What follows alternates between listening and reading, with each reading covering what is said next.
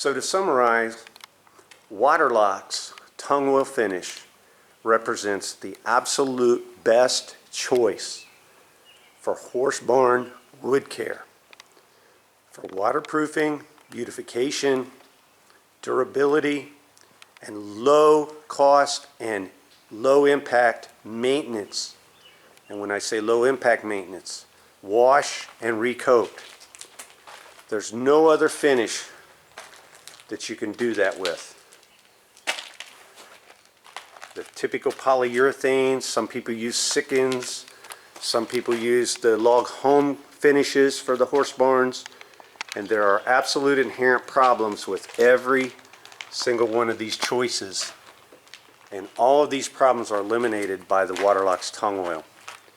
If there was any downside to the Waterlox, I would say it might be the fact that we need 4 coats, and sometimes people want to get done quick and cheap.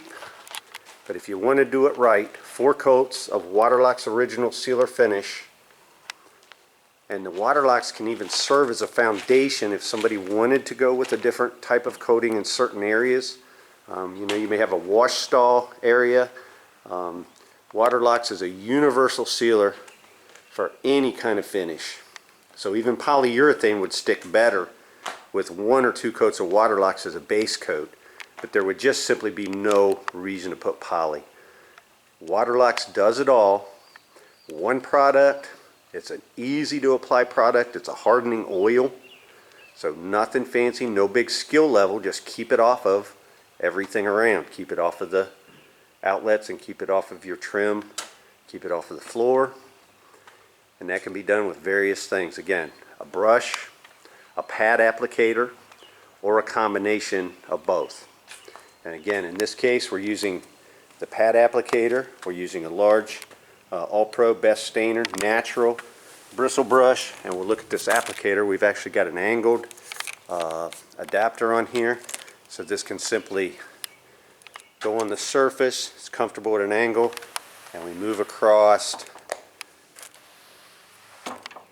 after the Waterlox is applied by spray. If we did not have a sprayer, this would be the #1 way to apply in a barn. You can get this applicator in a 16-inch, you can get it in a 10-inch, 12-inch, 14-inch.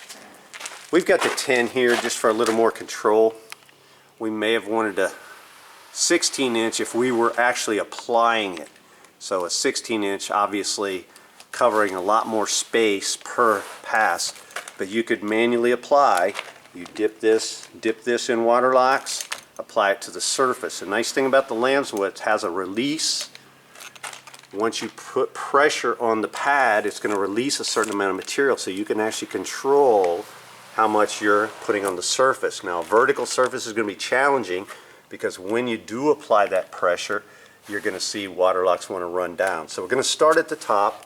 Any rundown will be pressed into cracks. It may run in some cracks and help waterproof there, and then we run the applicator across it to force it into the cracks and also pick up any that may run out of the crack, in this case after the spraying.